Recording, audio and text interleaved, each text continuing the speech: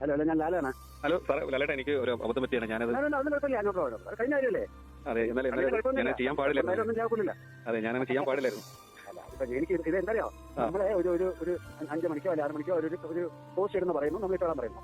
അതിന്റെ ഫംഗ്ഷൻ കയറുന്നു. അതിന്റെ ഇടയ്ക്ക് എന്താണ് ന്യൂസിൽ വെക്കുന്നത് എനിക്ക് അറിയില്ല. അറിഞ്ഞൂടാത്തൊരു കാര്യം സംസാരിക്കുന്നു. ഞാൻ പറഞ്ഞു എനിക്ക് അറിയില്ല ന്യൂസ് എന്താണ് പറഞ്ഞിരിക്കുന്നത്. അപ്പൊ അറിഞ്ഞൂടാത്തൊരു കാര്യം ഞാൻ നിങ്ങളോട് സംസാരിക്കാൻ പറ്റില്ല. അതുകൊണ്ടാണ് ഞാൻ എനിക്ക് അറിയില്ല, അറിഞ്ഞിട്ട് പറയാന്ന് പറഞ്ഞു.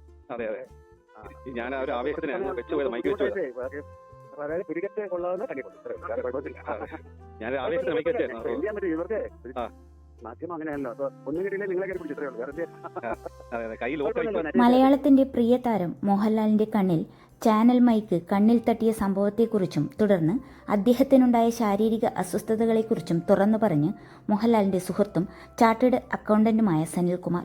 സംഭവം നടക്കുമ്പോൾ മോഹൻലാലിനൊപ്പം സനിലും ഉണ്ടായിരുന്നു. കണ്ണിൽ മൈക്ക് തട്ടിയതിനു ശേഷം കുറച്ചധികം നേരം കണ്ണിൽ നിന്നും വെള്ളം വന്നുകൊണ്ടിരുന്നുവെന്നും പിന്നീട് നടന്ന ഷൂട്ടിനിടയിലും അത് തുടരുകയായിരുന്നുവെന്നും സനിൽകുമാർ പറയുന്നു.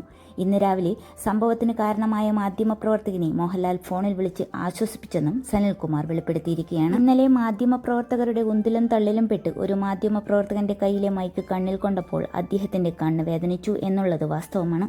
മൈക്കിനെ പൊതിഞ്ഞ് സ്പോഞ്ച് ഉണ്ടെങ്കിലും റെറ്റിനയിലൊക്കെ തട്ടുമ്പോൾ വേദന ഉണ്ടാകുമല്ലോ. ഞങ്ങൾ തിരുവനന്തപുരം പാപ്പനംകോടുള്ള സ്റ്റുഡിയോയിലേക്ക് പോകുമ്പോഴും അവിടെ ചെന്നതിന് ശേഷവും അദ്ദേഹത്തിന്റെ കണ്ണിൽ നിന്നും വെള്ളം വന്നുകൊണ്ടിരുന്നു. അവിടെ അദ്ദേഹത്തിന് ഷൂട്ടുണ്ടായിരുന്നു. അവിടേക്ക് പോകുന്നതിനിടെ അദ്ദേഹം ഇടയ്ക്കിടയ്ക്ക് കണ്ണ് ഒപ്പിക്കൊണ്ടിരിക്കുകയായിരുന്നു. ഷൂട്ടിനിടയിലും കണ്ണിൽ നിന്ന് വെള്ളം വരുന്നുണ്ടായിരുന്നു. കണ്ണിന് വേദനയും ഇന്ന് രാവിലെ വരെയും കണ്ണിന് അസ്വസ്ഥതകൾ ഉണ്ടായിരുന്നു.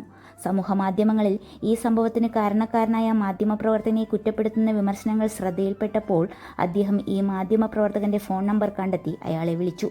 തനിക്ക് കുഴപ്പമൊന്നുമില്ലെന്ന് പറഞ്ഞ് ആ മാധ്യമപ്രവർത്തകനെ ആശ്വസിപ്പിക്കുകയും ഫോൺ വെക്കാൻ നേരം ഞാൻ നോക്കി വെച്ചിട്ടുണ്ട് കേട്ടോ എന്ന ഡയലോഗ് തമാശയ്ക്ക് ആവർത്തിക്കുക കൂടി ചെയ്തു. കേരളത്തിൽ ഏറ്റവും കൂടുതൽ GST അടച്ച ആളുകളെ ആദരിക്കുന്ന ചടങ്ങിൽ പങ്കെടുക്കാനെത്തിയതായിരുന്നു നടൻ മോഹൻലാൽ. ആ ചടങ്ങിൽ പങ്കെടുത്തതിന് ശേഷം പുറത്തേക്ക് ഇറങ്ങിയപ്പോഴാണ് മാധ്യമപ്രവർത്തകർ ചുറ്റും കൂടിയത്. മോഹൻലാലിന്റെ മകൾ വിസ്മയ ആദ്യമായി അഭിനയിക്കുന്ന സിനിമയുടെ ടൈറ്റിൽ ലോഞ്ച് നടന്നതും അതേ സമയത്ത് തന്നെയായിരുന്നു.